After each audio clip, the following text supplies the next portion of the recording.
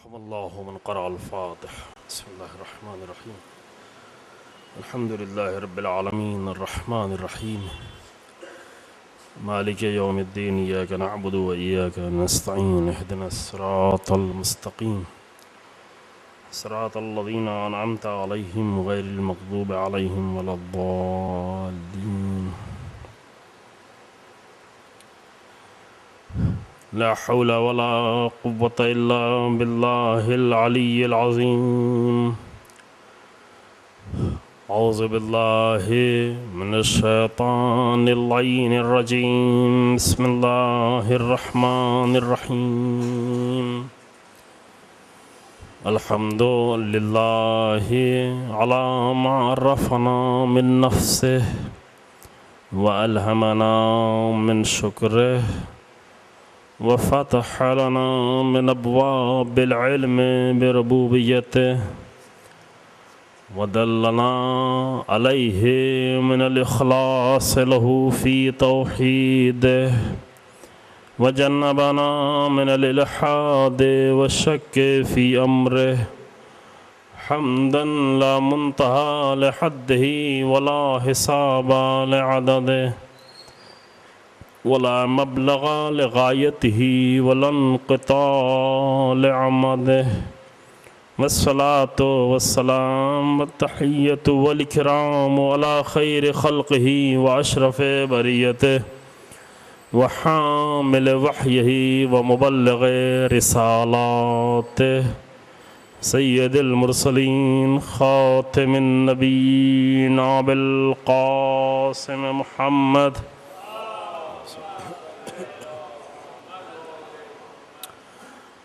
ثم الصلاة والسلام على أهل بيته الطيبين الأطهرين المعصومين المظلومين الذين أذهب الله عنهم الرجس وطهرهم تطهيرا.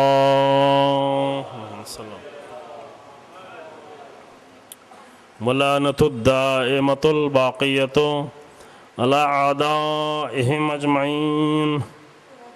أما بعد فقد قال الحسين بن علي عليهما الصلاة والسلام: أيها الناس سمعت جدي رسول الله صلى الله عليه وآله قال: من رأى سلطانا جائرا مستحلا لحرام الله ناكثا لعهد الله مخالفا لسنة رسول الله يعمل في عباد الله بالإثم والعدوان فلم يغير عليه بقول ولا فعل كان حقا على الله أن يدخله مدخله. صلوات بر محمد.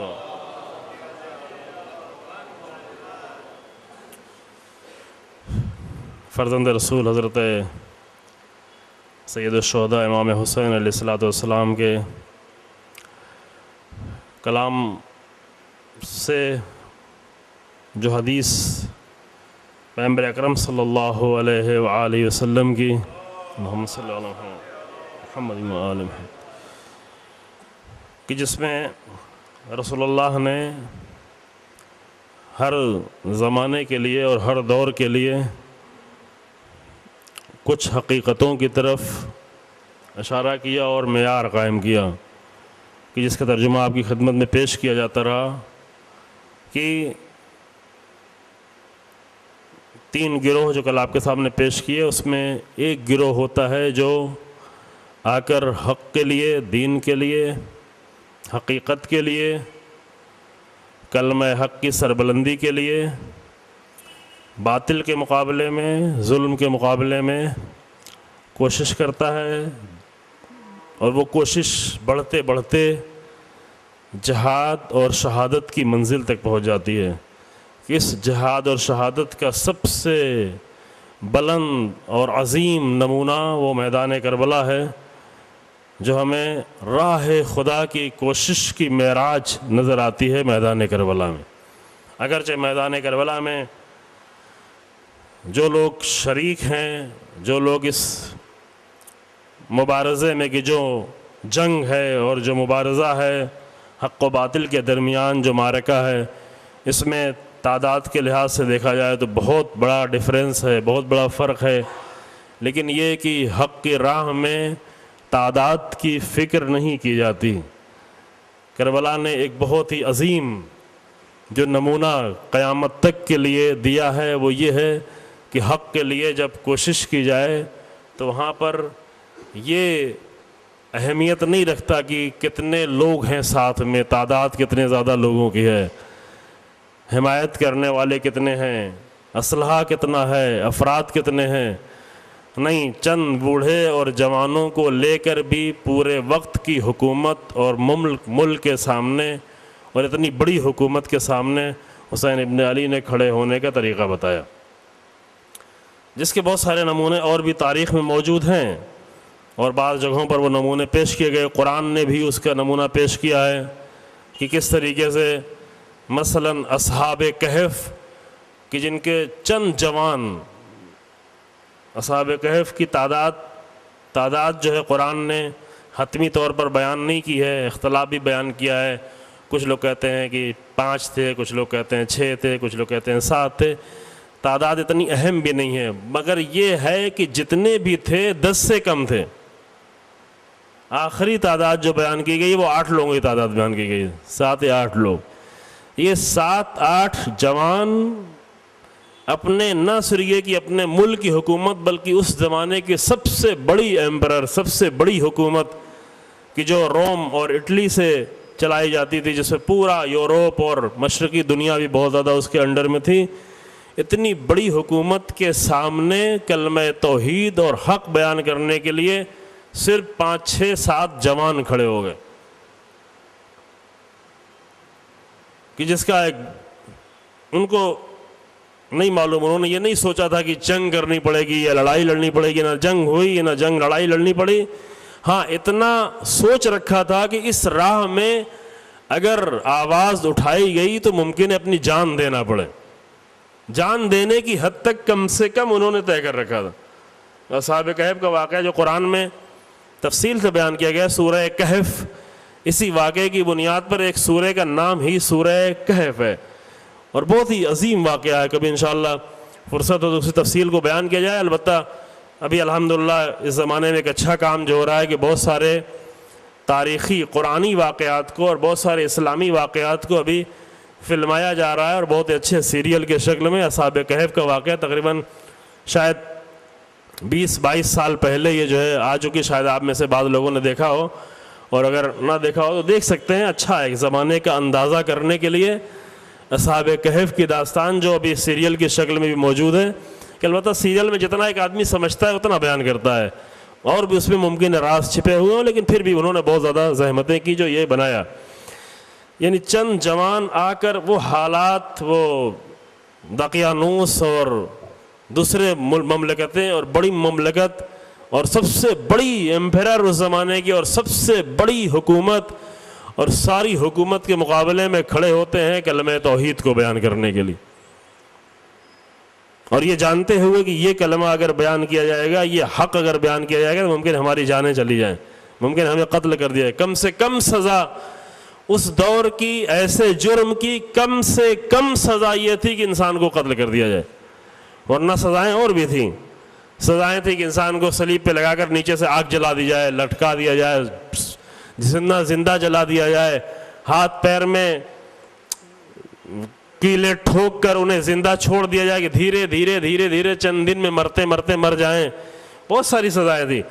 کم سے کم جو سیدھی سادھی سزا یہ تھی کہ وہ ان کو کی قتل کر دیا جائے، لیکن ان ساری سزاؤں کی پرواہ کیے بغیر جب ضرورت پڑی تو انہوں نے کلمہ حق بلند کی، اور اس کلمہ حق کے بیان کرنے کا عظیم ترین نمونہ وہ میدان کربلا ہے کہ جہاں پر تعداد کی فکر کیے بغیر، کہ جہاں پر یقینی طور پر یہ تھا کہ شہادت کے لے جا رہے ہیں، اس لیے کہ 8 ذی الحجہ کی شب میں جب امام نکلنے لگے اور یہ ارادہ کیا کہ کل نکلنا ہے، تو رات میں اپنے ساتھیوں کو جو لوگ امام کے ساتھ تھے ان سب کو اکٹھا کر کے امام نے ایک مختصر سی گفتگو کی، اور اس گفتگو میں یہ جملہ فرمایا کہ من کان فینا باذلا مہجتہ وموطنا علی لقاء اللہ نفسہ فلیرحل معنا انی راحل مصبحا انشاءاللہ، کہ وہ لوگ کہ جو اللہ سے ملاقات کرنے کے لیے اور راہ خدا میں قربانی دینے کے لیے اپنے آپ کو تیار اور آمادہ کر چکے ہیں،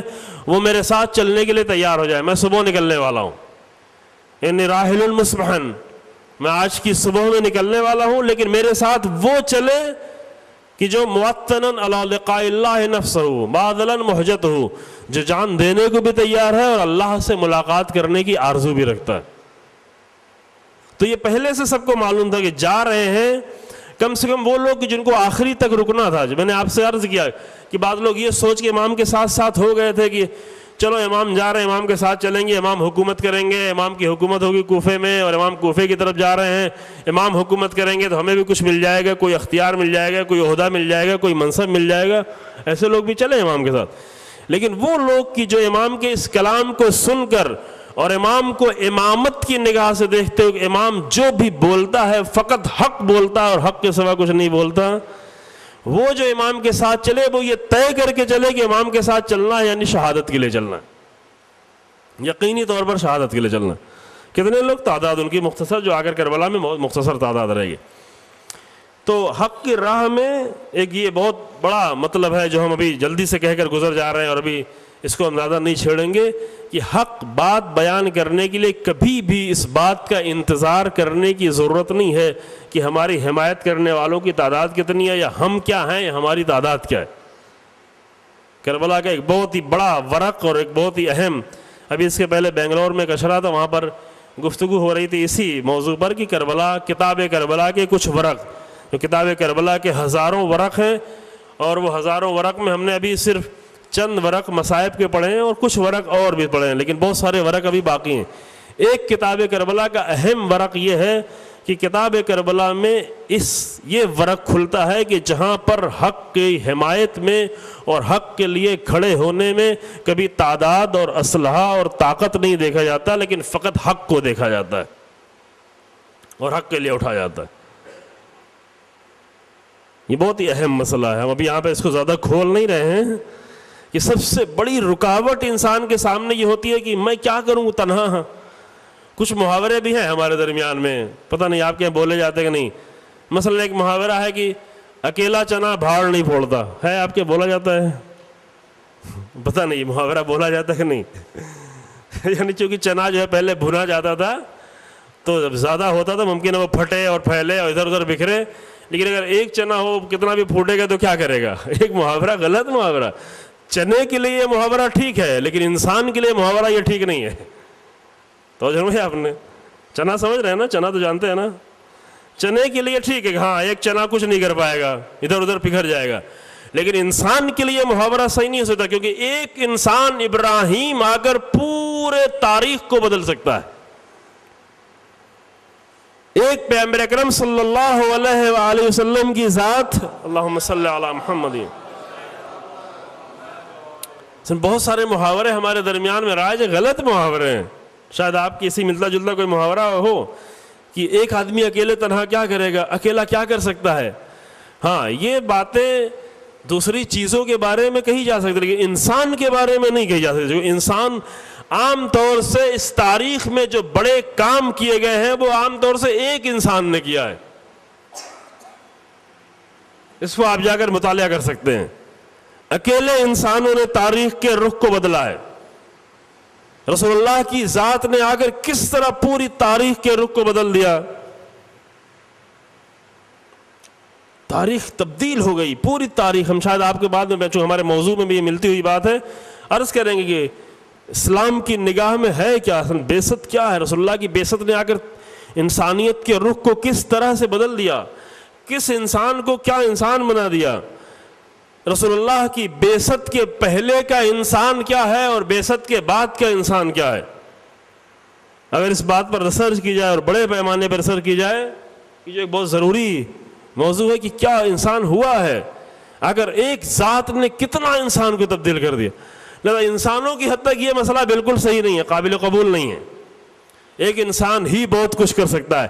ایک انسان ایک بستی اور ایک گاؤں اور ایک محلے اور ایک شہر کی نہیں، بلکہ ایک انسان چاہے تو پورے ملکوں کی تقدیر بدل سکتا ہے، اکیلا انسان۔ حسین ابن علی نے قیامت تک کی انسانیت کے رخ موڑ دیا۔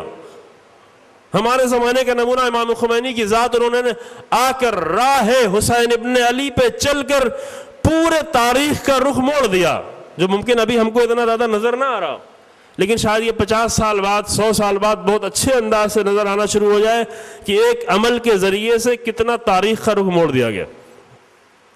یعنی ایک تاریخ جو 400 سالوں سے دین سے فرار کر کے صرف مادیت اور میٹریلزم کی طرف آگے بڑھ رہی تھی، اس انسان نے آ کر رسول اللہ کی سیرت پر چلتے ہوئے، امیر المومنین کی سیرت پہ چلتے ہوئے، امیر حسین ابن علی کی سیرت پہ چلتے ہوئے اس تاریخ کے رخ کو بالکل دوسری طرف موڑ دیا. اور اب رخ جو ہے مڑ گیا کس کی طرف؟ دین کی طرف، اللہ کی طرف، قرآن کی طرف. صرف مسلمانوں کا نہیں، غیر مسلم ابھی زیادہ قرآن کی طرف رخ کرتے چلے آ رہے ہیں. عام طور سے گروہ کچھ نہیں کرتا، ایک انسان سب کچھ کر رہے ہوتے ہیں. یہ دھیرے دھیرے اندازہ ہوگا کہ شاید 50 سال بعد 100 سال بعد، البتہ دشمنوں کو آج ہی سے اندازہ ہے. دشمنوں کی ساری کوششوں کی وجہ یہی ہے کہ ان کو آج سے پتہ ہے کہ نتیجہ کیا ہونے والا ہے. فرانس کے انقلاب، انڈسٹریل انقلاب کے بعد سے انسانی تاریخ کا جو رخ مڑا اور بڑھتے بڑھتے انسان یہاں تک پہنچا کہ اس نے اپنے پورے وجود کو صرف مادہ سمجھا اور کچھ نہیں سمجھا. صرف مادی زندگی، یہی میٹیریل زندگی، سب کچھ آ کر اس میں سمٹ گیا انسان. جہاں پر آ کر یورپ میں یہ اعلان کر دیا گیا، اسکالرس نے، فلاسفرس نے آ کر اعلان کیا کہ گاڈ ہیز ڈیڈ، اللہ مر چکا ہے. اللہ نہیں ہے، خدا مر چکا ہے، ہمارا خدا مر چکا ہے. ضرورت نہیں ہمیں وحی کی ضرورت نہیں ہے، ہمیں قرآن کی ضرورت نہیں ہے، ہمیں توریت کی ضرورت نہیں ہے، ہمیں انجیل کی ضرورت نہیں ہے، ہمیں انبیاء کی ضرورت نہیں ہے، ہمیں تعلیمات کی ضرورت نہیں. ہم خود عقل کے معیار پہ اتنا آگے، ہمیں کسی کی ضرورت نہیں. روس کی سرحد پہ یہ لکھ دیا گیا کہ میں نے اللہ کو، خدا کو اپنی سرحد سے باہر نکال دیا ہے، کمیونزم کے نظام میں، مارکسزم کے نظام میں. یہاں تک یعنی 400 سالہ سفر، ایک دو سو سال کا سفر نہیں، 400 سال تک یہ سفر اتنی تیزی سے بڑھتا رہا کہ یہاں تک کہ انسان اندر سے بالکل کھوکھلا ہو گیا. شہر بنائے، ترقیاں کی، اچھے لباس ہوئے، مشینیں ہوئیں، سب کچھ ہوا، لیکن اندر سے انسان کھوکھلا ہوتا چلا گیا. انسانوں نے اتنی مشینیں بنائیں کہ مشینوں میں آ کر گھر کے رہ گیا. ابھی انسان مشینوں میں گھرا ہوا. ایک بزرگوار ہیں ایران میں، اسکالر تھے، گزر گئے. ان کا ایک بہت ہی خوبصورت جملہ ہے، کہتے ہیں کہ انسان نے مشینیں بنائی تھیں اپنی خدمت لینے کے لیے، مشینوں نے انسان سے انتقام یہ لیا کہ انسان کو بھی مشین بنا دیا، ہے نا؟ مشینی انسان. ابھی دیکھیں آئی ٹی کمپنیاں کیا کرتی، انسانوں کی کیا حالت بناتی ہیں، کس طرح نچوڑتی ہے پورے ہفتے بھر انسان کو کہ ان کو وقت نہیں ہوتا اگر 1 گھنٹہ بجلی سے بیٹھ سکے. واقعا مشکل ہی ہے. اس طرح انسان کو مشین بالکل بنا دیا. حق نہیں ہے کرسی چھوڑے، اسکرین چھوڑے، لیپ ٹاپ چھوڑے. حق نہیں ہے کہ اپنے موبائل کو بند کرے. حق نہیں ہے کہ اپنے لیپ ٹاپ کو وہ سوئچ آف کرے. حق نہیں ہے. یہ حالت دیکھ رہے ہیں آپ. حق نہیں ہے کہ 24 گھنٹے میں کسی 1 گھنٹے کے لیے بھی اپنے موبائل کو بند کر کے ایک سکون کی زندگی جی لی جائے. نہیں ہے یہ. یعنی یہ مشینیں بنائی ہیں، مشینوں نے انسان کو مشین بنایا. بہت ہی پیارا جملہ ہے. یہ حالت ہے. کیا ہونا؟ سب کچھ کیا کرنا ہے؟ سب کچھ کا نتیجہ یہ ہے کہ ہماری مادی زندگی بہتر ہوتی چلی جائے. یہ 400 سال میں سفر طے کیا گیا ہے. انقلاب فرانس کے انقلاب سے یہ سفر شروع ہوا اور کہاں تک پہنچا؟ 19ویں صدی کے آخر تک پہنچتے پہنچتے اپنے معراج پر یہ سفر پہنچ گیا. اور یہ سفر طے کرتے کرتے آج انسان اتنا تھک گیا ہے. آج جو اتنی تیزی سے لوگ اسلام کی طرف آ رہے ہیں، سال بھر میں لاکھوں کی تعداد میں لوگ مسلمانوں میں کیوں ہو رہے ہیں؟ اس لیے کہ انہوں نے اپنے اندر سے کھوکھلے ہونے کا احساس کر لیا کہ اندر سے کچھ نہیں رہ گئے. خالی کر دیا گیا. ہمیں بہت اچھے گھر دیے گئے، بڑے اچھے مکانات دیے گئے، بڑے اچھا لباس دیا گیا، بہت اچھی گاڑی دی گئی، بہت اچھی غذا دی گئی، بہت ساری سہولتیں دی گئی، لیکن اندر سے جب دیکھتے تو بالکل خالی نظر آتے. اتنا خالی انسان نظر آتا ہے کہ ایک لمحے کا سکون بھی اگر لینا چاہے تو اپنے اختیار میں اس کے بعد نہیں رہ جاتا. یہ سفر طے ہوا. پھر اس انقلاب نے آ کر تاریخ کے رخ کو موڑ دیا ہے. وہ سفر 400 سال میں طے ہوا تو ممکن ہے اس سفر کا نتیجہ بھی ہمیں بہتر طور پہ 400 سال میں نظر آئے، 100-200 سال میں نظر آئے. ممکن ہے آج اتنا زیادہ نظر نہ، البتہ جو دیکھنے والے ہیں وہ آج بھی دیکھ رہے ہیں، یعنی دشمن بھی آج دیکھ رہا ہے اور اچھی بصیرت رکھنے والے بھی آج دیکھ رہے ہیں کہ تاریخ کا رخ کہا جاتا ہے 21ویں صدی دین کی صدی ہے. 21st سینچری یعنی 21ویں سینچری جو ہے وہ کیا ہے؟ دین کی طرف پلٹنے کی سینچری ہے. آج سے 50 سال پہلے حالت یہ تھی کہ حوزہ علمیہ میں، کالج یونیورسٹی کی بات ہم نہیں کر رہے، کالج یونیورسٹی میں آپ خود بہتر جانتے ہیں، یہاں کے بزرگ لوگ ہیں، حوزہ علمیہ کے پڑھے ہوئے لوگ جا کر کمیونزم کی تبلیغ کرتے تھے. یہ بہت پرانی بات نہیں ہے، ابھی بھی ان میں سے بعض لوگ زندہ ہیں. دھیرے دھیرے ابھی 2-4 سال پہلے، 10 سال پہلے دھیرے دھیرے سب کا انتقال ہو گیا. بڑی بڑی شخصیتیں، چھوٹے چھوٹے تو بہت سارے لوگ تھے، بہت بڑی بڑی شخصیتیں، بہت ہی نامور شخصیتیں، جس میں بہت سارے شیعہ بھی تھے، اہل سنت بھی تھے. اہل سنت اور شیعہ سب تھے. شاید پتہ نہیں آپ نے کتنا نام سنا، اردو ادب، اردو لٹریچر کے بہت بڑے نام لیے جاتے ہیں، مثلا سجاد ظہیر، مثلا علی سردار جعفری، مثلا کیفی اعظمی. یہ شیعہ لوگ تھے، حوزے میں پڑھے ہوئے تھے. سلطان المدارس لکھنؤ کا حوزہ ہے شیعہ حوزہ. اس حوزے علمیہ کے مدرسے کے پڑھے ہوئے لوگ جا کر کمیونزم کے مبلغ ہو گئے. کیوں؟ اس لیے کہ دین سے اتنا فرار کرنا سکھایا گیا تھا. فیض احمد فیض جو بڑے شاعر تھے، پاکستان کے اردو ادب کے بہت بڑے شاعر مانے جاتے ہیں، کمیونزم کے مبلغ. ابھی بھی ان کا کلام موجود ہے. میں نام عام طور سے نہیں لیتا، لیکن چونکہ شاید آپ کی آشنائی اتنی نہ ہو، بہت دور ہے وہاں سے، اس لیے میں نے نام لے لی. یہ سب لوگ مدرسے کے پڑھے ہوئے تھے، کالج کے پڑھے ہوئے نہیں ہیں. یونیورسٹی میں تو حالت یہ تھی کہ یونیورسٹی میں آدھے گھنٹے درس دیا جاتا تو آدھا گھنٹہ کمیونزم کی تبلیغ کی جاتی تھی. ٹیچرز یہ کرتے تھے، بعض بزرگ لوگ شاید آشنا بھی جانتے ہیں.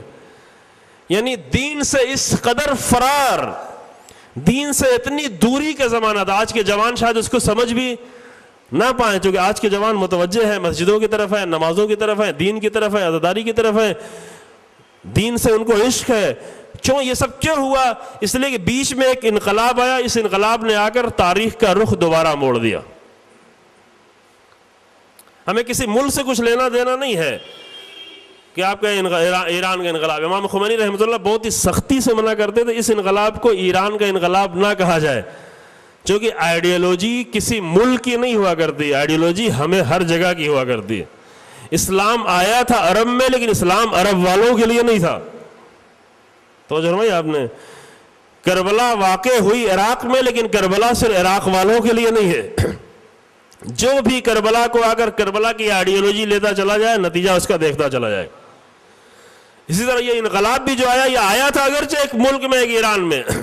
ممکن ہے کل ایران میں اس انقلاب کا اثر نہ بھی رہے، ممکن ہے، کہہ سکتے ہیں.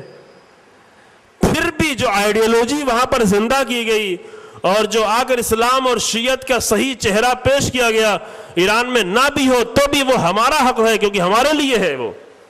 توجہ فرمایا آپ نے. تو یہ ایک تاریخ کا ایک بڑا موڑ ہے، جس کا نتیجہ دھیرے دھیرے میں نے عرض کیا، جیسے وہ مادیت اور میٹریلزم کو دھیرے دھیرے بڑھتے بڑھتے 4 سالوں میں اپنے عروج تک پہنچی. 400 سالوں میں ممکن ہے کہ چند 100 سالوں میں جو ہے یہ حقیقت سامنے آئے کہ یہ کیسا موڑ تھا. لہذا اس صدی ہی کو کہا جاتا ہے، 21ویں صدی کو، 21st سینچری کو، کہ یہ دین کی صدی ہے، دین کی طرف آنے کی صدی ہے. بعض نمونے ہم نے پیش کیے ہیں اس کے پہلے دوسری مجلس میں. مثلا افریقہ کا ایک ملک ہے، افریقہ کا آبادی کے لحاظ سے سب سے بڑا ملک ہے نائجیریا، سب سے بڑی پاپولیشن ہے نائجیریا میں. دوسری جگہوں پہ پیش کیا کہ نائجیریا میں ایک انسان، نائجیریا میں آپ جا کر سرچ کریں اگر ویکیپیڈیا پر دوسری جگہوں پر، تو اس میں لکھا مل جائے گا کہ 35 سال پہلے کوئی جانتا بھی نہیں تھا کہ شیعت کیا ہے.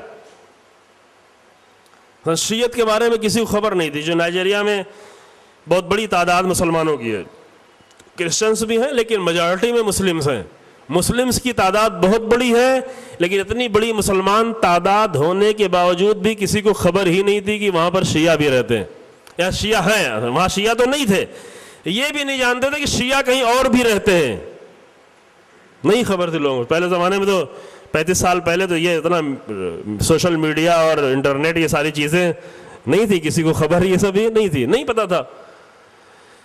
35 سال پہلے اسی انقلاب سے متاثر ہو کر اسی سال جو ہے زگزاکی، علامہ زگزاکی ابھی جو زندہ ہیں، ابھی آپ نیٹ پہ جا کے ڈھونڈیں وہ آپ کو پوری ڈیٹیل مل جائے گی، جو سعودی عرب کے پڑھے ہوئے تھے عالم اور ایک وہابی عالم تھے، انہوں نے آ کر اسلام کا صحیح چہرہ دیکھا کہ ہاں یہ ہوا، تاریخ میں یہ کیا ہو گیا۔ ایک سال آئے لیکن امام خمینی سے ملنا چاہا، ملاقات نہیں ہو پائی، چونکہ ایسے ہی آ گئے تھے، بس ایسے بغیر کسی پلاننگ کے آ گئے تھے۔ دوسرے سال ان کو بلایا گیا، پھر آئے اور شیعہ ہو کر گئے، ایک سعودی عرب کے پڑھے ہوا عالم شیعہ بن کر گئے، اور 34 سال پہلے یہ کام کرنا شروع کیا، شیعت کی تبلیغ۔ اور شیعت کی تبلیغ کا نتیجہ یہ ہے کہ آج نائجیریا میں 1 کروڑ سے زیادہ لوگ شیعہ ہیں۔ تو آپ جا کے ڈھونڈ لیں انٹرنیٹ پہ۔ البتہ انٹرنیٹ پہ کچھ سال پہلے جو ہم نے دیکھا تھا 5 to 10 ملین لکھا ہوا تھا، یعنی 50 لاکھ سے 1 کروڑ، لیکن ابھی جو ہے وہ 1 کروڑ، بعض جو وہاں کے جن سے ہم سے رابطہ ہے وہ ان کا بتانا کہ 1 کروڑ سے زیادہ تعداد ہے شیعوں کی۔ یعنی ایک انسان کو اگر صحیح آئیڈیالوجی مل جائے تو اس کے نتیجے میں اپنی زندگی میں، خود اپنی زندگی میں 1 کروڑ لوگوں کو شیعہ بنا سکتا ہے۔ یہ میری نگاہ، ہماری نگاہوں کے سامنے یہ ہوا، یہ کوئی پرانے زمانے کی تاریخ کی بات نہیں، آج کی بات۔ آج بھی وہ بندے خدا آج بھی زندہ ہیں، آج بھی کوشش کر رہے ہیں۔ پتہ نہیں آپ کو خبر ہوئی کہ نہیں ہوئی کہ اسی سال قدس کے دن، لاسٹ فرائیڈے، جمعہ کا آخری جمعہ ماہ رمضان کے آخری جمعے میں قدس کے دن جب انہوں نے ریلی نکالی، پروسیشن، تو وہاں پر ٹارگٹ کر کے ان کے 3 جوان بیٹوں کو شہید کیا گیا اسی سال۔ احمد، محمد، محمود، ایک بیٹا علی نام کا جو بچا، اس کا بھی پیر توڑ دیا گیا تھا۔ یوں تو 17-18 لوگ شہید کیے گئے، لیکن اتنے بڑے پروسیشن میں ڈھونڈ کر ایک عالم کے 3 بیٹوں کو، جو صرف 2-4 دن پہلے وہ آئے تھے، وہ دوسرے ملکوں میں، روس میں، چین میں، کہاں دوسرے ملکوں میں پڑھ رہے تھے، کوئی انجینئرنگ کر رہا تھا، دوسرے کورس کر رہے تھے، وہ آئے تھے عید کرنے کے لیے، اور عید سے چند دن پہلے آئے تاکہ روزے قدس بھی شریک ہو، اور ٹارگٹ کر کے ان کے 3 بیٹوں کو ایک ہی وقت میں، ایک ہی پروسیشن میں، ایک ہی جگہ پر شہید کیا گیا۔ اور شہید کرنے کے بعد فوراً جو میڈیا ان کے پاس آئی اور میڈیا نے آ کر ان سے انٹرویو لیا، تو اس انٹرویو کو میں نے پورا پڑھا، ابھی بھی شاید موجود ہے نیٹ پر، اسی وقت اس دوسرے دن ہم نے پڑھا تھا۔ اس انٹرویو میں انہوں نے اپنے بیٹوں کا ذکر کم کیا اور بیت المقدس اور فلسطین کا ذکر زیادہ کیا۔ شاید ابھی نیٹ پہ موجود ہے، آپ دیکھ سکتے ہیں، انگلش میں موجود ہے۔ یعنی جن کی نگاہ میں حق بڑا ہو جاتا ہے اور آئیڈیالوجی بڑی ہو جاتی ہے، ان کی نگاہ میں ایک دن میں ان کے 3 بیٹے بھی شہید کر دیے جائے تو اس کی پرواہ نہیں کیا کرتے۔ بہت ہی پیارا انٹرویو تھا، بہت ہی خوبصورت۔ تو یہ اثر ہوتا ہے، وہ بھی شیعہ ہے، ایک انسان شیعہ بن کے اتنا کچھ کرتا ہے۔ البتہ وہ شیعت وہی آئیڈیالوجیکل شیعت جو اتنی بڑی تبدیلی لا سکتی، اسی سے جو ہے یہی وہ آئیڈیالوجیکل شیعت ہے، وہی مکتبی تشیع اس کو کہتے ہیں اردو میں، جو تھوڑا سخت لفظ ہے اسی لیے میں نے انگلش میں پہلے کہا، مکتبی تشیع، وہ جس کو ایک جملہ ہمارے استاد کا جملہ ہے کہ تحریک کربلا کو مومنٹ، کربلا کا مومنٹ، اس کو حسین ابن علی نے شروع کیا، جناب زینب سلام اللہ علیہا نے اس تحریک کو اپنی معراج تک پہنچایا، اور بعد میں آنے والے ائمہ نے 200 سالوں میں اس تحریک کو ایک بہت ہی مضبوط آئیڈیالوجی کی شکل بنا کر ہمارے سامنے پیش کیا۔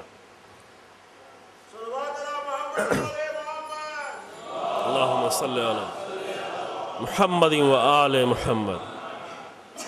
آپ بتائیں اس قدر زیارت کی جو اہمیت بتائی گئی، کیوں بتائی گئی؟ خاص کر امام حسین علیہ السلام کی زیارت کی۔ ایک صلوات پڑھیں حضرات، اللہم صلی۔ تمام ائمہ ہے، تمام ائمہ معصوم ہے، تمام انبیاء معصوم ہے، سب کے زیارت کی اہمیت ہے، لیکن تمام ائمہ کے درمیان میں خاص کر حسین ابن علی، امام حسین علیہ السلام کی زیارت کو اتنی اہمیت کے ساتھ کیوں بیان کیا جا رہا ہے؟ کیوں کہا جا رہا ہے کہ شیعہ کی نشانیوں میں سے ایک یہ ہے کہ 5 نشانیاں ہیں، اس میں ایک یہ ہے کہ وہ حسین ابن علی کی 40 کو زیارت کرے۔ 40 یعنی یہی چہلم، مفاتیح الجنان میں آپ جا کے 40 کے جہاں چیپٹر ہے وہاں بھی یہ روایت دیکھ سکتے ہیں کہ شیعہ کی ان 5 نشانیوں میں سے ایک نشانی یہ ہے کہ وہ کیا ہے؟ حسین ابن علی کی 40، یعنی تشیع کی پہچان، شیعت کی پہچان یہ ہے کہ حسین ابن علی کو صرف عاشور کے دن بھلا نہ دے بلکہ 40 تک یاد رکھے۔ 40 یعنی کیا؟ یعنی 40 دن تک۔ 40 کا ایک بڑا فلسفہ ہے، شاید کسی دن آپ کے سامنے بیان کیا جائے۔ سنیں 40 جو ہے یہ کہا جاتا ہے، اس کا ایک بہت راز ہے۔ 40 قرآن میں بار بار اس کا لفظ استعمال ہوا ہے، حدیثوں میں بہت جگہ استعمال ہوا ہے، وہ انشاءاللہ اگر فرصت ہے تو آپ کے سامنے بیان کریں گے۔ لیکن یہ مسئلہ کہ اتنا زیارت، میں چند روایتیں لے کے آیا تھا، لازم ہے کئی دن پہلے بھی لایا تھا لیکن نہیں پڑھ سکا تھا، چند روایتیں، البتہ بہت ساری روایتوں میں سے میں یہ 5-6 روایتیں صرف آپ کے سامنے پیش کر رہا ہوں۔ یعنی پورا چیپٹر ہے ہماری کتابوں میں امام حسین علیہ السلام کی زیارت کا، حسین ابن علی کی عزاداری کی اتنی زیادہ اہمیت۔ اور ائمہ بھی شہید ہوئے ہیں، ظلم سے شہید ہوئے ہیں، لیکن تمام ائمہ کے درمیان میں امام حسین علیہ السلام کی زیارت اور امام حسین علیہ السلام کی عزاداری کو خاص اہمیت دینا، عاشور کو خاص دن قرار دینا، یہ سب کس لیے ہے؟ یہ سب اس لیے ہے تاکہ کربلا کو ایک تحریک کے طور پر لے کے چلا جائے، ایک مومنٹ کے طور پر۔ ورنہ ثواب کے لیے گئے تو ہر امام کا ذکر کرنا ثواب ہے، ہر امام کی عزاداری کرنا ثواب ہے، ہر امام کی زیارت کرنا ثواب ہے، بہت زیادہ بھی ثواب ہے، اتنا ثواب کہ ہم اس کو خیال نہیں کر سکتے۔ لیکن خاص کر امام حسین علیہ السلام کے لیے روایت میں کیا ہے؟ روایت ایک یہ ہے، زیادہ تر روایتیں جو ہیں، چونکہ عام طور سے زیادہ تر حدیثیں جو ہمارے پاس موجود ہیں اور شیعت کو آئیڈیالوجی بنا کر پیش کرنے میں سب سے بڑا رول جو رہا ہے وہ چھٹے امام اور 5ویں امام اور چھٹے امام کا رول ہے۔ امام اللہم صلی علی محمد و آل محمد، 2 اماموں کا بہت بڑا رول رہا ہے، البتہ اس میں خاص کر بعد میں پھر امام موسیٰ کاظم اور امام علی رضا علیہ السلام کا بھی بہت بڑا کردار۔ اللہم صلی علی محمد و آل، عمل کے ذریعے سے بھی اور کلام کے ذریعے سے بھی، کہ شاید بعض چیزیں ہم آپ کی خدمت میں عزاداری کے بارے میں پیش کریں کہ ائمہ عزاداری کرتے تھے اور کتنا اہمیت دیتے تھے اور کتنا اہتمام کرتے تھے عزاداری کے لیے اور کیا کرتے تھے۔ لیکن ابھی فی الحال زیارت کی روایت آپ سنیں، تاکہ یہ بات اس لیے بیان کی جا رہی تاکہ کربلا کا صحیح چہرہ جو ائمہ نے پیش کرنا چاہا ہے وہ ہماری نگاہ کے سامنے آئے۔ کربلا کو آپ ہم سے سن نہیں لیں، ٹھیک ہے، ہم سے سن لیں، لیکن ائمہ کے معیار پر سنیں ہماری باتوں کو۔ اگر ائمہ کے معیار پر ہماری باتیں اتر رہی ہیں تو لے لیں، نہیں اتر رہی تو پھینک دیں اٹھا کر، ضرورت نہیں ہے۔ میں اپنے لیے خود کہہ رہا ہوں، اگر ہماری بات ائمہ کے بتائے ہوئے معیاروں پر نہیں اتر رہی ہے تو ساری باتوں کو چھوڑ دیں، بالکل ضرورت نہیں ہے، کیونکہ معیار ہمارے سامنے قرآن ہے سب سے پہلے، رسول اللہ کی ذات اور رسول اللہ کی حدیث ہے سیکنڈ نمبر پر، اور اس کے بعد ائمہ کا کلام اور ائمہ کا عمل ہے، یہی ہمارے سامنے معیار اور کچھ بھی نہیں ہے۔ زیارت میں کیا بیان کیا جا رہا ہے؟ یہ ہے، پہلی روایت یہ، من زار الحسین یوم عاشورہ، جو حسین ابن علی کی زیارت کرے عاشورہ کے دن۔ 40 کی روایت میں نے آپ کے سامنے پیش کی، جو اور بھی ہے وہ بھی یہاں پہ نہیں لایا ہوں۔ من زار الحسین یوم عاشورہ فکأنما زار اللہ تعالی فی عرشہ، جس نے حسین ابن علی کی عاشورہ کے دن زیارت کی گویا اس نے عرش پروردگار میں خود اللہ کی زیارت کی ہے۔ کمن زار اللہ تعالی فی عرشہ، اللہ کی زیارت کی ہے۔ تو اللہ کا کوئی جسم نہیں ہے، اللہ کا کوئی جسم نہیں، اللہ کو جسم نہیں چاہیے، تو جسم محدود ہو جاتا ہے، اللہ محدود نہیں ہے۔ کبھی کبھی لوگ سوال کرتے ہیں اللہ کہاں، یہ سوال ہی غلط ہے، کیونکہ کہاں اس کے بارے میں پوچھا جاتا ہے جو کہیں ہو، اللہ کہیں بھی نہیں ہے۔ جو کہاں ہو، کہیں وہ ہوتا ہے جس کا کوئی جسم ہو، اور جو کہیں پر ہو جاتا ہے وہ محدود ہو جاتا ہے۔ کہ اللہ یہاں ہے تو اللہ محدود ہو جائے گا، اور جو محدود ہے وہ اللہ نہیں ہو سکتا۔ لیکن کیوں کہا گیا روایت میں کہ جو حسین ابن علی کی زیارت کرے وہ اللہ کی زیارت کر رہا ہے؟ میں نے عرض کیا پہلے یا دوسرے دن مجلس میں کہ کربلا جو کچھ ہے وہ عبادت ہے عزیزو، اور عبادت میں لازم بھی ہے کہ نیت بھی ہو کہ یہ سب اللہ کے لیے ہو رہا ہو، یہ عزاداری اللہ کے لیے ہے، یہ فرش ادا اللہ کے لیے بچھا ہے، یہ مجلس اللہ کے لیے پڑھی جا رہی ہے، یہ مجلس میں شرکت کرنا اللہ کے لیے، نیت ہوتی جائے تاکہ یہ عمل عبادت اور عظیم عبادت میں تبدیل ہوتا چلا جائے۔ فرمایا کہ جو زیارت کرنے کے لیے جائے، اور یہ بھی جملہ عرض کرتے رہتے ہیں کہ ان حرم میں، اہل بیت کے حرم میں اللہ کی مخلصانہ ترین عبادتیں انجام دی جاتی ہیں کعبے کے بعد. آپ جا کر کبھی امام حسین علیہ السلام کے حرم میں دیکھیں کس طرح لوگ نمازیں پڑھتے ہیں, کس طرح لوگ دعائیں پڑھتے ہیں, کس طرح لوگ عبادتیں کرتے ہیں. رات کی تاریکی کے جس وقت میں چلے جائیں, حرم امام رضا علیہ السلام میں جائیں, جا کر دیکھیں, واقعی انسان حیرت کرتا ہے. 16 سال پہلے ہم پہلی بار گئے تھے, برف گر رہی تھی, یعنی ٹھنڈک کے موسم میں گئے تھے, مائنس میں ٹمپریچر چل رہا تھا, مائنس نہیں معلوم 6-7 جو بھی, برف باقاعدہ برف گر رہی تھی. ہم لوگ گئے, یہ 16 سال پہلے کی بات, ابھی بہت زیادہ رش اور کئی گنا بڑھ چکا ہے. گئے, بہت کوشش کی لیکن ذریعے تک نہیں پہنچ پائے اچھے طریقے سے. تو یہ کہا کہ چلو 2 بجے رات میں نکلیں گے, کہ 2 بجے رات میں جو ہے ہمیں اچھے سے زیارت مل جائے گی. لیکن جیسے ہی اپنے مدرسے سے 2 بجے رات میں ہم لوگ نکلے امام رضا علیہ السلام کی زیارت کرنے کے لیے, ابھی تھوڑی ہی دور چلے تھے, دیکھا ایک جوان اپنی ماں کو اپنی پشت پر رکھے ہوئے جا رہا ہے حرم کی طرف, اپنی پیٹھ پر اپنی ماں کو, جو اس زمانے میں 16 سال پہلے ممکن ہے 2 بجے رات میں ممکن ہے نہ رہا ہو, سواری نہ رہی, اس کے پاس گاڑی نہ رہی ہو, اپنی پیٹھ پر اپنی ماں کو لیے ہوئے وہ جا رہا تھا زیارت کر. وہیں سے ہم لوگوں کو اندازہ ہو گیا کہ نہیں 2 بجے رات میں بھی ہمیں خالی جگہ کہیں نہیں ملے گی, اور نہیں ملی. اور وہ عبادتیں, وہ قرآن کی تلاوت, وہ دعائیں, وہ عمل, وہ نمازیں جو حرم میں پڑھی جاتی, مخلصانہ ترین خالصانہ ترین عبادتیں جو ہے کی جاتی ہیں کعبۃ اللہ کو چھوڑ کر, اس کے اولاد وہ ائمہ علیہ السلام کے حرم میں کی جاتی ہے. چونکہ یہ سب کچھ اللہ کے لیے در حقیقت ہو رہا ہوتا ہے. دوسری روایت امام محمد باقر علیہ السلام کی ہے,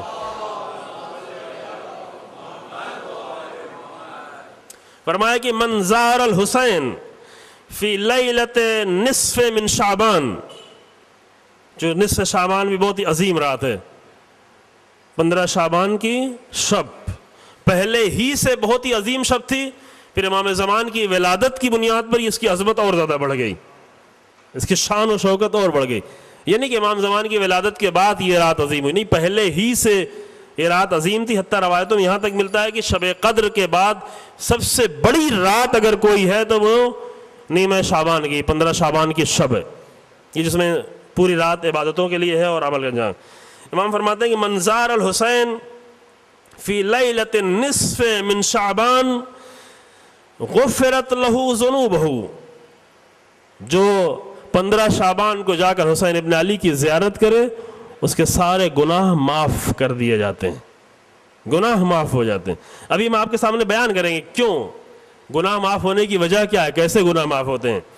دوسری روایت میں من زارا فی ھذا الیوم, یہ عاشورہ کے لیے ہے, من زارا فی ھذا الیوم غفر اللہ لہ ما تقدم من ذنبہ وما تأخر, جو عاشورہ کے دن حسین ابن علی کی جا کر زیارت کرے اللہ اس کے گناہوں کو معاف کر دیتا ہے, جو پہلے کے گناہ ہیں اسے بھی معاف کر دیتا ہے, وما تآخر, جو بعد کے ہوئے گناہ ہو سکتے ہیں اس کو بھی معاف کر سکتا ہے. کیونکہ انسان کمزور ہے, انسان سے غلطیاں ہو جاتی ہیں, انسان بہرحال کمزور انسان ہے. چوتھی روایت امام جعفر صادق علیہ السلام کی ہے, اللہم صلی علی محمد, کہ امام نے فرمایا کہ من زار الحسین, یہ بہت ہی اہم ہے, اس روایت سے ساری روایتیں آسانی سے سمجھ میں آ جاتی ہیں. من زار الحسین عارفا بحقہ, جو حسین ابن علی کی زیارت کرے ان کے حق کو پہچانتے ہوئے, یہ عارفن کی قید ہے. یہ قید ممکن ہر روایت میں نہ ہو, لیکن ہر روایت کو اسی روایت کے ذریعے سے سمجھا جائے گا. یہ نہیں کہ کوئی جا کر چوم کے چلا ہے وہ سارے گناہ معاف ہو گئے. کوئی گیا امام صلی اللہ علیہ وسلم کی زیارت کے کیا کرنے کے لیے, کہ بیٹا نہیں ہو رہا, بیٹا مانگنے کے لیے گئے تھے, بیٹا مانگنے کے بیٹا مل جائے گا لیکن گناہ نہیں معاف ہوں گے. جو مانگنے گئے تھے وہی ملے گا. کس لیے زیارت کرنے گئے, وہاں رزق مانگ رہے, رزق بہت کم ہے, جا رہے ہیں زیارت کرنے تاکہ ہمارا رزق زیادہ ہو جائے. کربلا میں جا کے رزق لیں, لیکن پیٹ کا رزق نہیں, شعور کا رزق, عقل کا رزق, ذہن کا رزق, دین کا رزق, آئیڈیالوجی کا رزق, حسینیت کا رزق.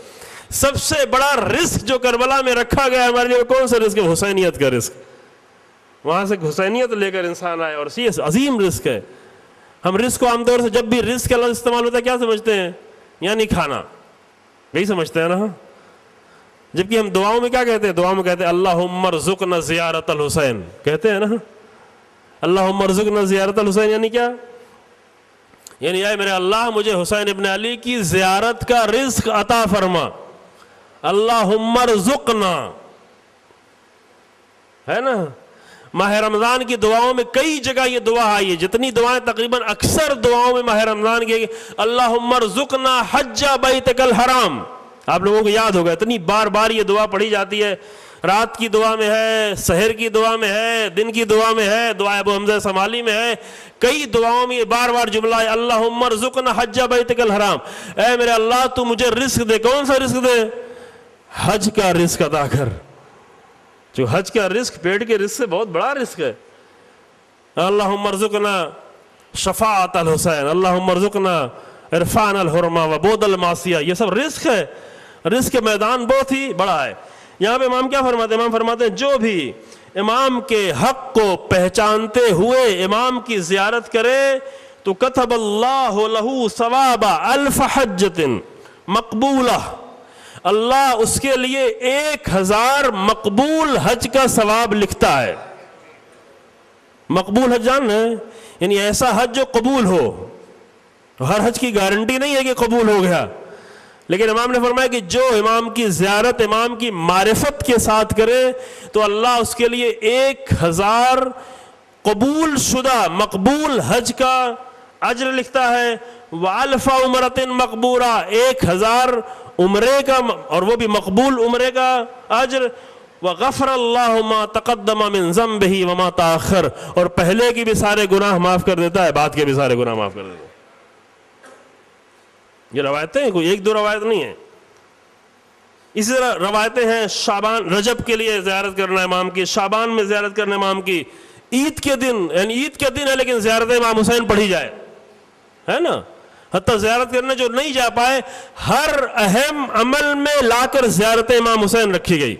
شب قدر میں زیارت امام حسین پڑھی جائے، نیمہ شعبان میں زیارت امام حسین پڑھی جائے، عید کے دن زیارت امام حسین پڑھی جائے، عرفہ کے دن زیارت امام حسین پڑھی، جتنے جمعے کے دن زیارت امام حسین پڑھی جائے، شب جمعہ میں زیارت امام حسین پڑھی جائے، ہر اہم جتنے بھی موقع آتے ہیں سب میں امام حسین علیہ السلام کی زیارت کی تاکید کی گئی۔ کیوں؟ اللہم صلی علیہ۔ کبھی آپ نے پوچھا اپنے آپ سے کہ کیوں یہ ہے اتنا؟ تمام ائمہ ہے، رسول اللہ کی زیارت بہت ہی عظیم ہے، امیر المومنین کی زیارت ہے، امیر المومنین کے ہوتے ہوئے، رسول اللہ کے ہوتے ہوئے اس قدر حسین ابن علی کی زیارت کی تاکید کیوں؟ آپ مفاتیح الجنان اٹھا کے شروع سے لے کے آخر تک مرتبہ پڑھ ڈالیں، کتنے کتنے موقعوں پہ کہا کہ امام حسین کی زیارت، یہ عمل کرو لیکن امام حسین کی زیارت، یہ عمل کرو لیکن امام حسین کی زیارت، شب قدر مناؤ لیکن امام حسین کی زیارت، عرفہ میں جاؤ لیکن امام حسین کی زیارت۔ ایسی تو نہیں مسئلہ ہے۔ پھر روایت میں ہے، ابھی آپ کے سامنے عرض کرتے ہیں، فَإِذَا، یہ بھی روایت چھٹے امام سے، فَإِذَا زَارَ الْحُسَيْنَ علیہ السلام نَادَاهُ مُنَادٍ، جب ایک زائر جا کر حسین ابن علی کی زیارت کرتا ہے تو پکارنے والا، ندا دینے والا، منادی یہ آواز دیتا ہے، پکارتا ہے اس کو، کیا؟ قد غفر اللہ لک فاستعن فی العمل، اللہ نے تیرے پورے گناہ معاف کر دیے، اب نئے سرے سے عمل کرنا شروع ہو جا۔ فاستعن فی العمل یعنی کیا؟ اب آج سے اپنی نئی زندگی کا تو آغاز کر لے، نیا زندگی تمہاری شروع ہو گئی ہے۔ اور یہ آخری روایت پڑھتے ہیں، پھر بعد بھی پلٹیں گے اسی روایت میں، من زار الحسین یرید بہ وجہ اللہ، یہ وہی اہم نقطہ تھا کہ امام حسین کی کوئی زیارت کرے لیکن اللہ کے لیے، وجہ اللہ، نیت اس کی کیا ہوگی؟ عبادت کرنے جا رہے ہیں، قربتاً اللہ، نیت کر کے نکلے کہ یہ زیارت کرنے جا رہے ہیں قربتاً اللہ، مجلس میں جا رہے ہیں قربتاً اللہ، ممبر پر آ رہے ہیں قربتاً اللہ، زیارت حسین ابن علی کو جا رہے ہیں لوجہ اللہ، قربتاً اللہ۔ تو امام فرماتے ہیں من زار الحسین یرید بہ وجہ اللہ اخرجہ اللہ من ذنوبہ، تو اللہ اس کو گناہوں سے اس طرح سے نکال دیتا ہے کہ مولود ولدت ہو امہ، جیسے ایک بچہ ابھی اپنی ماں کے شکم سے پیدا ہوا ہے، اس طرح سارے گناہ ختم ہو جاتے ہیں۔ وَشَيَّعَتْهُ الْمَلَائِكَةُ فِي مَسِيرِهِ، اور ملائکہ اس کے راستے میں اس کی مشایعت کرتے ہیں، اس کے پیچھے پیچھے چل رہے ہوتے ہیں۔ ظاہر حسین نکلا ہے تو پیچھے پیچھے ملائکہ چل رہے ہوتے ہیں، ایک ملک نہیں کہا کہ ایک فرشتہ چلتا ہے، ایک فرشتہ آ گیا سامان اٹھانے کے لیے، ایسا نہیں ہے، ملائکہ ملائکہ چل رہے ہوتے ہیں، بہت سارے ملک چل رہے ہوتے ہیں حسین ابن علی۔ تو یہ چند روایتیں میں نے آپ کے سامنے پیش کی جو میں نے یہاں پر فی الحال لکھ رکھی تھی، روایتیں اور بھی ہیں چونکہ چند الگ الگ پہلو تھے اس لیے میں نے ایک پہلو کی ایک روایت لکھی، ورنہ ایک پہلو کی کئی روایتیں بھی موجود ہیں۔ یہ کیوں ہے؟ یہ سوال یہاں پر ہے۔ سوال یہ ہے کہ کیوں اس قدر زیارت حسین ابن علی کی اہمیت ہے؟ کیوں؟ اس لیے کہ ہمیں ثواب مل جائے، واقعاً اس لیے ہے، واقعاً مسئلہ صرف اتنا ہے نہیں عزیزو، یہ سب کچھ اس لیے ہے تاکہ حسین ابن علی کی زیارت کے ذریعے سے حسینیت کی تحریک ہمارے دلوں میں آ جائے، حسینی مومنٹ، حسینی تحریک، حسینی بیداری۔ پھر نتیجے میں یہ سب کچھ اگر یہ تحریک آ جاتی ہے، اس تحریک کے نتیجے میں اب انسان حسینی بیداری اس کے اندر پیدا ہو گئی، حسینیت پیدا ہو گئی، سارے گناہ بھی معاف ہیں، پہلے کے گناہ بھی معاف ہو جائیں گے، بعد کے گناہ بھی معاف ہو جائیں گے، جنت بھی لازمی ہو جائے گی، فرشتے بھی آ جائیں گے۔ لیکن اگر کوئی یہ سوچے کہ فقط جا کے زیارت کر کے چلا آیا، چوم کے چلا آیا، دھاگا مس کر کے چلا آیا، تو کیا واقعاً دھاگا مس کر لینے سے اور ہاتھ چوم لینے سے اتنا سب کچھ مل جانے والا ہے؟ ہرگز نہیں ہے، یہ طے ہے کہ ہرگز نہیں ہے۔ جب تک کہ حسینیت کی تحریک میں شامل نہ ہو جائے انسان، ہاں اگر تحریک میں شامل ہو گیا تو پھر خود گناہ سے دور ہوتا چلا جائے، یعنی حسین ابن علی کی زیارت خود سے گناہوں سے روک لے گی۔ توجہ فرما رہے ہیں؟ اگر نماز میں یہ تاثیر ہے کہ ایک نماز دوسری نماز تک انسان کو روک سکتی ہے گناہوں سے، تو حسین ابن علی کی زیارت میں یہ اثر ہے کہ انسان کو گناہوں سے روک لے، یہ تاثیر ہے۔ اور جب یہ اثر ہوگا حتماً انسان پاک بھی ہو جائے گا۔ کہ اللہ کو کسی سے کینہ تو نہیں ہے، اللہ کو کسی بھی بندے سے بغض و حسد و کینہ نہیں ہے۔ یہ کینہ ہم لوگ رکھتے ہیں کہ ایک مرتبہ کسی بچپن میں کسی دوست نے مجھے تکلیف پہنچائی تھی، جواب اس کا انتقام لیں گے کب؟ جب بڑے ہو جائیں گے تو انتقام لیں گے۔ یہ کینے والے لوگ جو ہے، البتہ مومنین کو کینہ نہیں ہونا چاہیے، مومنین کا دل جو ہے کینے سے کم پاک ہونا چاہیے، کسی بھی طرح کے کینے کی ضرورت نہیں ہے۔ یہی کہ انسان مومن ہے، مسلمان ہے، اللہ کو ماننے والا ہے، رسول اللہ کو ماننے والا ہے، اہل بیت سے محبت کرنے والا ہے، اس کے بعد کچھ ہمیں نقصان پہنچا بھی دیا تو ٹھیک ہے، اس کی کمی تھی پہنچا دیا، لیکن کینہ رکھنے کی ضرورت مومنین کے لیے نہیں۔ اللہ تو اپنے بندوں کے لیے کوئی کینہ نہیں۔ کبھی کوئی ماں اپنے بچے کے لیے کینہ رکھتی ہے؟ کبھی آپ نے تاریخ میں سنا کہ ماں کو کسی بیٹے نے تکلیف پہنچائی تھی اور ماں جو ہے بعد میں اس کو انتقام لے رہی ہے؟ نہ، ماں کو بیٹے تکلیف پہنچاتے رہتے ہیں، ماں دعائیں دیتی رہتی ہے، دعا کرتی رہتی ہے۔ بچوں کے لیے ماں کینہ نہیں رکھتی، ماں تو فقط ایک چھوٹا سا ذریعہ ہے اللہ کی رحمت کا اور اللہ کے لطف کا، وہ سارا لطف و کرم پروردگار کا ہے۔ پروردگار کسی بندے کے لیے کینہ نہیں رکھتا۔ بہت سارے گناہ اگر انسان نے کر بھی لیے ہیں، لیکن جب وہ پلٹ کر حسینی تحریک میں شامل ہونا چاہے تو اللہ کو کینہ نہیں کسی سے۔ کینہ اس کے پاس ہوتا ہے کہ جو نفرتیں رکھتا ہے، اللہ نفرت نہیں رکھتا، وہ سارے گناہ معاف کر۔ لیکن معاف ہونے کے لیے شرط کیا ہے؟ شرط یہ ہے کہ حسینی تحریک میں شرکت، حسینی مومنٹ میں شریک ہو جانا۔ روایت میں حتیٰ حسین ابن علی کے غم میں آنسو بہایا جائے، روئے، رولائے، حتیٰ رونے کی شکل بنائے، یہ بھی روایت کی جملہ ہے۔ من بکا و ابکا و تباکا، جو روئے، و ابکا اور رولائے، و تباکا اور روئے، رونا اگر نہیں آ رہا ہو تو رونے کی شکل بنائے۔ رونے کی شکل بنانا اگر تحریک میں شریک ہو کر ہے تو یہ بھی جنت کی ضامن ہو جائے گی، لیکن تحریک میں شریک ہوئے بغیر انسان روتا بھی رہے تو اس کی بھی کوئی ضمانت نہیں۔ تو بہت سارے لوگ کربلا میں بھی رو رہے تھے، عمر سعد کے لشکر میں رو رہے تھے، عمر سعد کے لشکر میں بے انتہا لوگ رو رہے تھے، لیکن حسین سے جدا ہو کر رو رہے تھے، حسین کی تحریک میں شریک ہو کر نہیں رو رہے تھے۔ کوفے میں بہت سارے لوگ جب اہل حرم کا قافلہ، میں آج خطبہ بھی لے کے آیا تھا لیکن شاید فرصت نہیں ہوگی آپ کے سامنے خطبہ جناب زینب سلام اللہ علیہ کا پیش کیا کچھ جملہ تو اسی موقع کے لیے تھا، لیکن بعد میں پیش کریں گے انشاءاللہ کچھ جملے اس کے، کہ کوفے میں جب اہل حرم کا قافلہ داخل ہوتا ہے، وہ خطبہ ہم آپ کے سامنے، سب رو رہے تھے، بے انتہا رو رہے تھے، اور جناب زینب کہہ رہی تھی بد دعا دے تم روتے رہو، اتبکون، کیا تم رو رہے ہو؟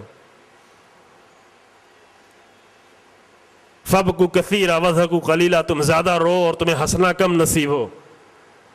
اہل حرم کی حالت کو دیکھ کے رو رہے، جھوٹ بھی نہیں رو رہے تھے عزیزو، وہ جھوٹ کا رونا بھی نہیں تھا، وہ سچ میں ایسی حالت میں کوفے میں اہل حرم کو داخل کیا گیا تھا کہ جو بھی دیکھتا تھا بے اختیار رونے لگتا تھا۔ لیکن کیا ان کا یہ رونا انہیں نجات دے دے گا؟ نہیں۔ وہی جناب زینب، شاید ہم جیسے لوگ سوچ رہے ہوتے اگر جناب زینب سلام اللہ علیہا کا خطبہ نہ ہوتا تو آج شاید ہم سوچ رہے ہوتے کہ کوفے میں تو لوگ اہل حرم کو دیکھ کے رو رہے تھے، لہذا وہ بھی نجات پا جائیں گے۔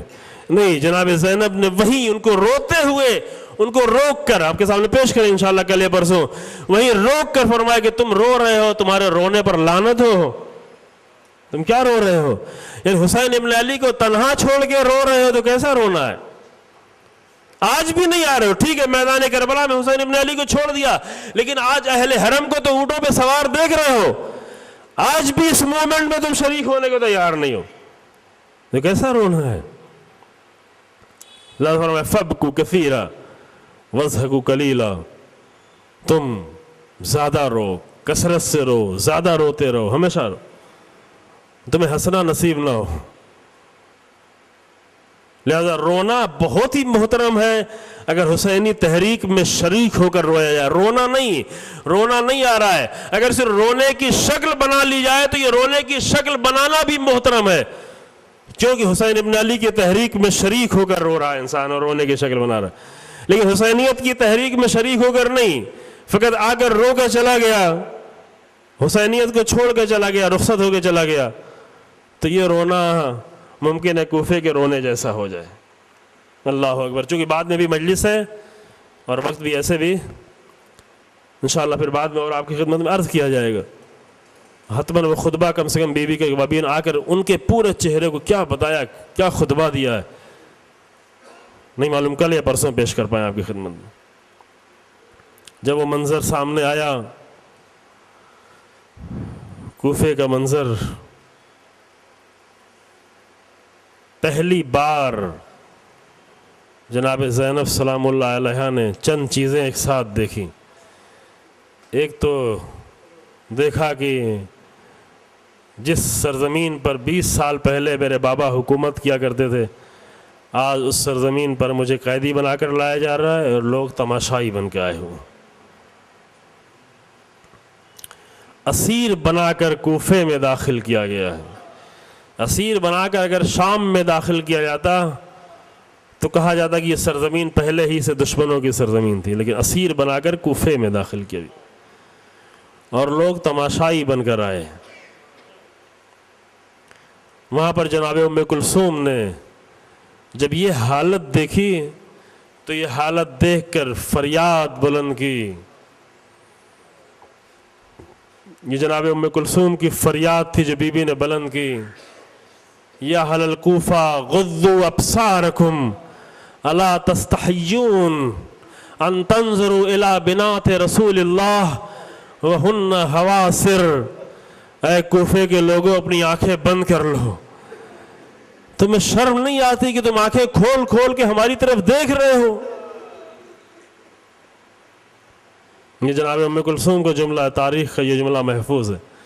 اما تستحیون، تمہیں حیا نہیں آتی، تمہیں شرم نہیں آتی، اپنی آنکھیں تو جھکا لو، اپنی آنکھیں تو نیچے کر لو، تمہیں شرم نہیں آتی ان تنظروا الی بنات رسول اللہ وہن حواسر، کہ تم آنکھیں کھول کر رسول اللہ کی بیٹیوں کی طرف دیکھ رہے ہو جبکہ ان کے چہرے کھلے ہوئے ہیں، ان کے کھلے ہوئے چہروں کی طرف تم دیکھ رہے ہو، تمہیں شرم نہیں آتی؟ اور پھر پہلا منظر جو سامنے آیا عزیزو، چونکہ روز عاشور حسین ابن علی کی شہادت کے بعد زینب نے اپنے بھیا کا سر نہیں دیکھا تھا۔ نہیں معلوم یہ بات آپ کے لیے واضح ہے، میدان کربلا میں روز عاشور باقی شہداء کے سر بعد میں جدا کیے گئے اور باقی شہداء کے سر بھی بعد میں بھیجے گئے، لیکن اپنی جنگ کا اور فتح کا اعلان کرنے کے لیے ظالموں نے یہ کیا کہ جیسے ہی حسین ابن علی کی شہادت ہوئی فوراً امام کے سر کو جدا کر کے خولی کے ہاتھوں سے کوفے کی طرف روانہ کر دیا۔ باقی سر بھی کربلا میں ابھی ہیں، باقی لاشیں بھی کربلا میں ہیں، لیکن 11 محرم کو عاشور کے دن ہی شب عاشور شام غریبہ میں حسین ابن علی کا زخمی جسم تو ہے، لاش تو میدان کربلا میں ہے، لیکن سر موجود نہیں ہے۔ سر کو فوراً کوفے کی طرف روانہ کر دیا۔ ویسے چند جملہ مصائب پڑھنا عزیزو، بعد میں انشاءاللہ آپ مصائب سنیں گے دوسری بھی مجلس سے۔ جناب زینب جب 11 محرم کو بھائی کی لاش پہ گئی ہیں تو فقط بھائی کی لاش دیکھی ہے، سر نہیں دیکھا ہے۔ لاش کے کچھ اور بھی حصے نہیں دیکھے، یہ بھی روایتوں میں موجود ہے۔ بی بی نے ہاتھ بھی نہیں دیکھا۔ اللہ اکبر، اس سے زیادہ میں بیان نہیں کر پاؤں گا عزیزو۔ شام غریبہ میں بی بی گئی ہیں تو صرف حسین ابن علی کی زخمی لاش دیکھی ہے۔ اتنے زخم کی بہن شمار کرنا چاہے تو شمار نہ کر پائے۔ وہ بہن جو 56 سال سے ہمیشہ بھائی کو دیکھتی تھی، اگر تھوڑی دیر ہو جاتی تھی حسین ابن علی کی زیارت نہیں ہوتی تو بہن تڑپنے لگتی تھی، اپنا گھر چھوڑ کے بھائی کے گھر آ جاتی تھی کہ مجھے میرے بھیا کی زیارت نصیب نہیں ہوئی ہے۔ آج کا دن گزر رہا ہے لیکن زینب نے بھائی کو نہیں دیکھا ہے۔ زینب نے اپنی 56 سالہ زندگی میں جب تک حسین ابن علی کے ساتھ رہی، روز بار بار آ کر حسین کی زیارت کرتی رہی، لیکن جب نگاہوں کے سامنے ٹیلے کی بلندی پہ بہن موجود تھی اور بھائی کے سر کے جدا کرنے کی تیاریاں ہو رہی تھی اور حسین ابن علی نے آواز دی، اے میری بہن خیمے میں واپس چلی جاؤ، ابھی تمہارا بھیا زندہ ہے۔ اور اب جو زینب خیمے میں واپس آئی، اس کے بعد جو سر جدا ہوا تو اس کے بعد زینب کو بھائی کا سر دیکھنا نصیب نہ ہوا۔ زینب بھائی سے بات نہ کر سکی، بھائی سے کچھ گفتگو نہ کر سکی۔